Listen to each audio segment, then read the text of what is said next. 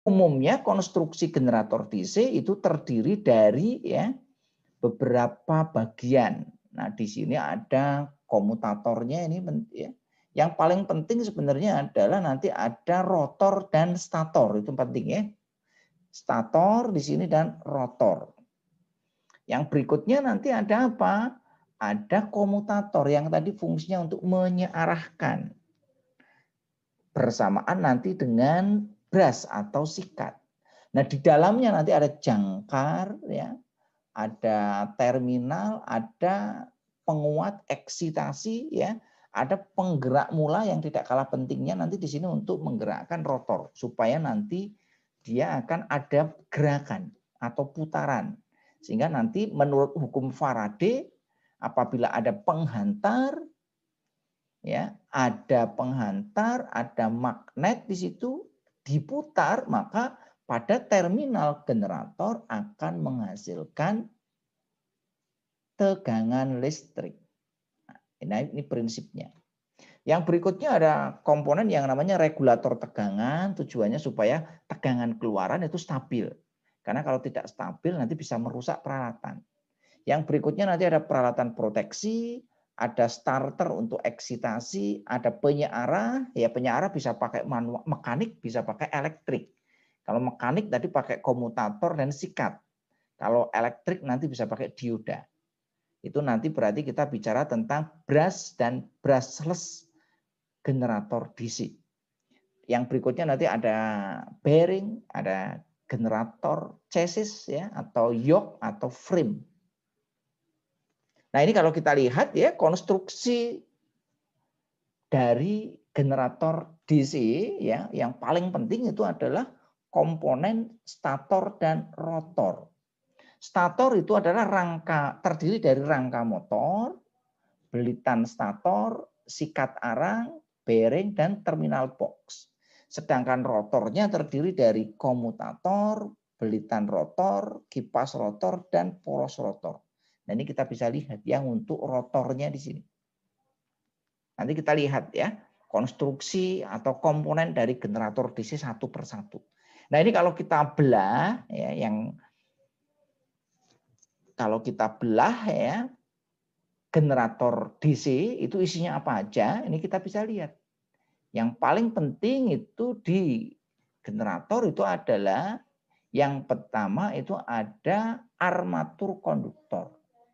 Yang kedua ada field winding atau untuk statornya, belitan statornya. Yang berikutnya nanti di tengah itu ada komutator dan di sini ada brush. Nah, kalau kita lengkapi dengan apa namanya? Rangka, nah di sini ada macam-macamnya ya. Di sini nanti ada rangka statornya, di sini ada inti statornya, di sini ada kontak terminalnya, di sini ada lilitan penguat, ada inti kutub, dan ada cincin gesernya. Nah, ini adalah untuk konstruksi dari generator. Nah, ini kalau kita lepas satu persatu, ya, kita bisa lihat di sini. Jadi komponen utama dari generator listrik DC itu yang pertama adalah statornya di sini. Ini adalah rotornya. Nah, dari sini nanti ada beberapa macam tambahan ya, ada pulinya, ada housingnya, ya, ada bearingnya di sini. Nah, ini ada di sini bearing. Ada rectifiernya. Kalau di sini pakai rectifier berarti adalah yang jenis brushless. Di sini nanti ada voltage regulatornya. Di sini ada protective cap-nya, ada tutupnya. Sehingga nanti ini adalah gambaran sederhana dari sebuah generator listrik DC. Nah, ini kalau kita lihat lagi ya. Ini yang pakai brush, ya, di sini ada brushnya. Ini adalah untuk belitan kumparan yang ada di statornya, ini bearingnya, ini komutatornya. Ya, komutatornya nanti kita bisa lihat secara detail. Ini adalah armatur atau jangkarnya. Ini ada fan kipasnya dan ini adalah untuk end plate-nya. Ya, di sini ada casing dan di sini nanti ada porosnya. Itu secara lengkap ya, ini untuk konstruksi dari generator. Nah, kita bahas satu persatu.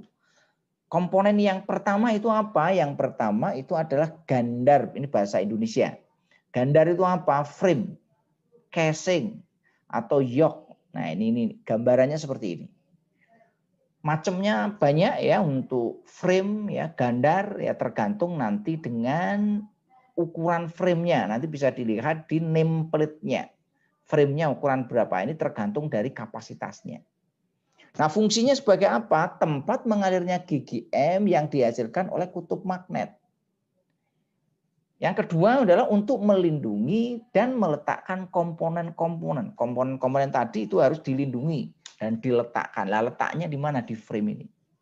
Kalau kita lihat di sini nanti ada fitnya ini untuk di skrup ke tempat dudukannya supaya tidak bergerak, karena generator kan nanti dikoppel dengan prime mover. Di sini nanti ada terminal box tempat keluarnya tegangan listrik. Di sini ada lifting eyes ya untuk mengontrol untuk ini ya. Berikutnya adalah bentuk, biasanya itu bentuknya silinder seperti ini, silinder tabung. Bahannya terbuat dari ferromagnetik yang kuat. Kenapa kuat ya? Karena ini harus menahan getaran ya, supaya tidak terjadi vibrasi. Nah, kalau untuk generator kecil biasanya terbuat dari besi tuang, sedangkan untuk generator besar terbuat dari baja campuran ya, yang dibuat dalam bentuk silinder. Nah, selain sebagai fungsi ini juga sebenarnya tempat untuk meletakkan nameplate. Nameplate ini penting. Informasi dari mesin listrik itu mesti punya nameplate. Trafo, motor, generator itu harus punya nameplate. Nameplate adalah informasi, data dan informasi yang berkaitan dengan spesifikasi teknis tentang generator. Agar engineer, teknisi, dan operator itu bisa paham dengan spesifikasi mesinnya. Yang berikutnya adalah komponen inti kutub magnet dan lilitan penguat magnetnya. Nah, ini kita bisa dilihat di sini. Ini ada dua macam, ada inti kutub utama dan inti kutub bantu. Nah, untuk memperoleh GGM, generator DC itu menggunakan kutub permanen. Sedangkan generator yang ukurannya besar itu biasanya menggunakan jenis magnet buatan, yaitu menggunakan magnet elektromagnet. Magnet yang dihasilkan dari penghantar yang dialiri arus listrik. Inti kutub itu terdapat lilitan penguat magnet. Nah, biasanya di sini untuk penguat magnet jumlah ya, apabila di sini jumlahnya banyak, luas penampangnya kecil. Atau sebaliknya, kalau jumlahnya sedikit ya, luas penampangnya itu besar, tergantung nanti dari kapasitas generatornya. Nah, yang berikutnya adalah komponen sikat atau brush. Sikat dikenal dengan istilah brush. Nah, fungsi dari sikat untuk apa? Yaitu menghubungkan aliran arus listrik ya dari lilitan jangkar dengan beban. Nah, biasanya ini salah satu kelemahan dengan menggunakan sikat ya, karena kalau nanti menggunakan sikat maka akan terjadi gesekan antara sikat dengan komutator pada saat rotor berputar yang akan mengakibatkan keausan. Maka di sini ya untuk bahannya itu sikat menggunakan bahan yang lebih lunak daripada bahan untuk komutator. Karena kalau bahan sikatnya lebih kuat ya nanti komutatornya yang rusak. Nah, biasanya sikat dibuat dari bahan berupa arang. Karena kenapa dipilih arang? Itu lebih lunak dari komutator dan juga nanti di sini titik leburnya tinggi serta daya hantar listriknya yang baik. Nah, ini contoh gambaran untuk brush atau sikat. Ini banyak sekali ya. Nah, di sini nanti dipasang di sini ya brush. Ini 1, 2, 3, 4 ya. Ini komutatornya di sini. Nah, ini komutatornya kita bisa lihat di sini komutator. Komutator adalah komponen dalam rotor yang berfungsi untuk menyearahkan. Nah, di sini nanti untuk menyearahkan nanti ada dua, yang menggunakan konvensional menggunakan komutator dan brush. Kalau yang brushless itu nanti menggunakan dioda.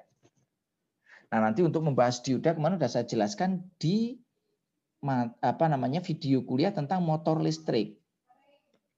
Motor listrik jenis brush dan brushless sama ya, secara konstruksi antara generator dan motor listrik yang jenis brush maupun brushless. Nah, komutator dalam generator arus arah itu mempunyai jumlah yang banyak. Dan bentuknya adalah lempengan-lempengan. Kita bisa lihat di sini ada banyak, ini 1, 2, 3, ini sampai muter. Nah, masing-masing lempengan nanti disekat dengan menggunakan isolator. Nah, di sini kita bisa, ini kebagian komutator sini 1 sekat, ini 2, 3, 4, 5, 6, 7, 8, 9, 10, 11, 12. Tergantung nanti dari desainnya. Nah, masing-masing komutator nanti disekat di sini dengan isolator. Sehingga dinamakan sebagai cincin belah. Nah, yang berikutnya adalah jangkar. Nah, bentuk jangkar itu kayak begini. Ini kalau kita lihat ya, kita iris ya, untuk jangkarnya nanti bentuknya ya seperti ini. Seperti gear. Nah, biasanya untuk jangkar bentuknya silinder. Bentuknya silinder seperti ini. Yang pada bagian permukaannya nanti diberi alur. Nah, alur itu nanti untuk tempat belitan. Menempatkan kawat-kawat lilitan. Sesuai dengan pasangannya. Nah, jangkar itu nanti dibuat dari bahan yang kuat. Yaitu bahan ferromagnetik. Agar kawat-kawatan lilitan jangkar berada di dalam daerah yang induksi magnetnya besar. Jadi di sini nanti bahannya menggunakan ferromagnetik. Ya. Nah, tadi ya sudah kita jelaskan, jangkar itu adalah tempat untuk lilitan atau kumparan jangkarnya. Nah, kumparan jangkar itu nanti seperti ini, diletakkan pada slot-slot pada jangkar ya, sesuai dengan metode peletakannya. Nah, ada beberapa metode nanti untuk melilit ini ya. Nanti bisa dilihat di video saya tentang rewinding motor maupun generator DC. Nah, ini nanti bagaimana cara melilit motor DC maupun motor AC. Nah, di sini ada beberapa nanti metode yang bisa kita gunakan. Nah, lilitan jangkar adalah tempat terbangkitnya GGL induksi. Dalam satu alur jangkar itu dapat diisi satu atau beberapa sisi kumparan. Yang masing-masing sisi kumparan terdiri dari banyak lilitan. Nah, masing-masing perusahaan nanti mendesainnya berbeda-beda. Ada sisi kumparan aktif, ada sisi kumparan bantu. Yaitu kumparan aktif itu adalah bagian sisi kumparan yang terletak di dalam alur jangkar yang merupakan bagian aktif yang membangkitkan GGL induksi. Yang kedua ada kepala kumparan, yaitu bagian dari kumparan yang terletak di luar alur jangkarnya. Nah, untuk di kepala kumparan itu tidak membangkitkan GGL induksi. Nah, yang ketiga ada jenis juluran, yaitu bagian ujung kumparan yang menghubungkan sisi kumparan aktif dengan komutator. Jadi nanti kumparannya nanti ada 3 ya. Kumparan aktif, kepala kumparan, dan julurannya. Nah, komponen berikutnya adalah bearing atau di Indonesia dikenal dengan istilah laher. Ini bahasa Belanda. Fungsinya untuk apa? Yaitu menyeimbangkan putaran rotor yang digerakkan oleh prime mover atau penggerak mula. Nah, dengan adanya bearing atau laher ini nanti dia lebih halus suara, putarannya lebih halus. Dan juga nanti meminimalkan gesekan. Yang berikutnya apa? Supaya ini rotor dan stator itu tidak saling bersinggungan. Karena nanti kalau di sini terjadi vibrasi, kalau bearingnya pecah nanti akan vibrasi, maka rotor dan stator nanti bisa bersinggungan. Nah, ini bisa mengakibatkan kerusakan. Sehingga nanti harus dililit ulang, baik stator maupun rotornya. Nah, ini ada video untuk animasi ya, untuk generator DC kita bisa lihat di sini. Nah, ini. Ini adalah prime movernya, kita bisa lihat nih orang menggerakkan di sini. Nah, di sini konsepnya menggunakan medan elektromagnetik ya. Jadi di sini ini energi mekanik dirubah menjadi energi listrik. Nah, ini bisa digunakan di rumah, ya, di kantor dan lain sebagainya. Nah, di sini kita bisa lihat. Ini kalau kita lihat ya, untuk komponen di dalamnya sebuah generator. Ini tadi frame-nya disebut sebagai ya. Ini adalah pole core-nya. Ini fill coil-nya ya. Terus di sini adalah armatur tadi ya. Armatur core-nya ya, sudah saya jelaskan.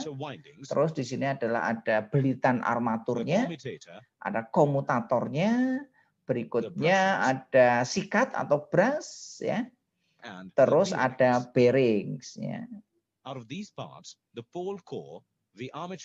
Nah, di sini nanti apa namanya? Di sini ada air gaps ya untuk celah udara ya untuk ini. Nah, ini adalah untuk frame ya, frame-nya atau yokes ya. Di dalamnya nanti ada kaki ya, tempat untuk meletakkan di sini ya. Terus ada frame-nya ya. Ada berbagai macam bagian yang ada di frame ya. Di sini. Nah, dia terbuat dari apa? Baja tuang ya dan juga baja yang ini. Nah, ini adalah yang berikutnya adalah medan magnetnya di sini ya, kita bisa lihat ya. Ini adalah belitan medannya. Ya, ini di sini nanti akan digunakan yang pada rotornya.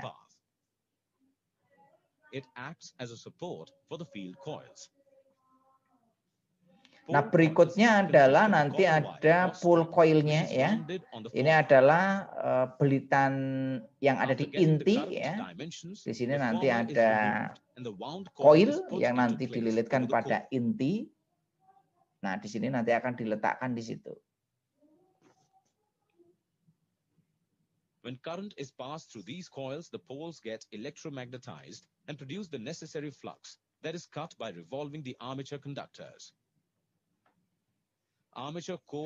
Nah, berikutnya adalah untuk jangkarnya. Nah, di sini jangkar itu nanti tempat meletakkan belitan-belitan jangkar ya. Nah, di sini ada beberapa bagian, ini bisa kita lihat di sini. Ini ada keyway-nya, ada slot, ada air holes ya, ada laminasi. Jadi ini terdiri dari laminasi-laminasi ya, tipis-tipis yang nanti dipres jadi satu. Nah, tujuannya menggunakan laminasi-laminasi ini adalah untuk menghindari arus eddy. Nah, berikutnya di sini adalah belitan jangkar. Nah, belitan jangkar di sini kita bisa lihat ya. Nah, belitan jangkar ada dua ya, model lap winding dan wave winding ya. Ini cara untuk melilitnya. Nanti akan dibahas pada saat kita melakukan pekerjaan rewinding, baik motor AC maupun DC. Nah, ini contoh. Ini adalah bagaimana cara untuk melakukan ya alur belitan pada jangkar. Nah, ini yang berikutnya adalah komutator segmen. Nah, ini cara melilitnya seperti ini ya. Nah, ini digunakan biasanya untuk generator-generator ya yang dapat digunakan di sini. Nah, yang berikutnya adalah komutator ya. Nah, di sini fungsinya adalah untuk merubah dari listrik AC menjadi DC. Nah, ini listrik yang dihasilkan pertama AC karena di sini generator DC maka harus disearahkan. Nah, menyearahkannya di sini menggunakan ya untuk komutator. Nah, kita bisa lihat di sini.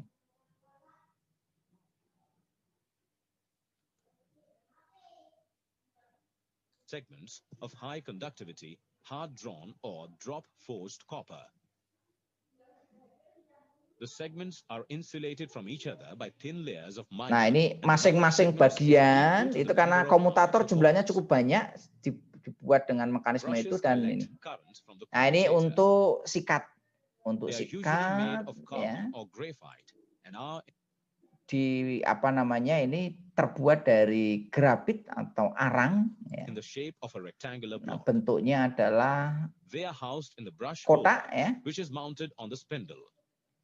Nah, ini dianukan dalam ini ya. Nah, ini caranya adalah seperti ini, kita bisa lihat.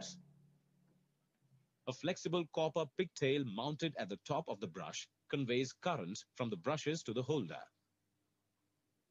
The number of brushes per spindle depends upon the magnitude of the current to be Nah, collected jumlah from the dari holder. ini tergantung And dari ball bearings are kapasitas ininya frequently ya. employed Nah, terakhir to itu certify adalah reliability. bearing ya. The Bearing ball itu and rollers laker. are generally packed in hard oil Nah, ini for digunakan quarter operations. untuk ini ya. Tadi sudah saya jelaskan detailnya. Note that sleeve bearings are used in order to reduce bearing wear.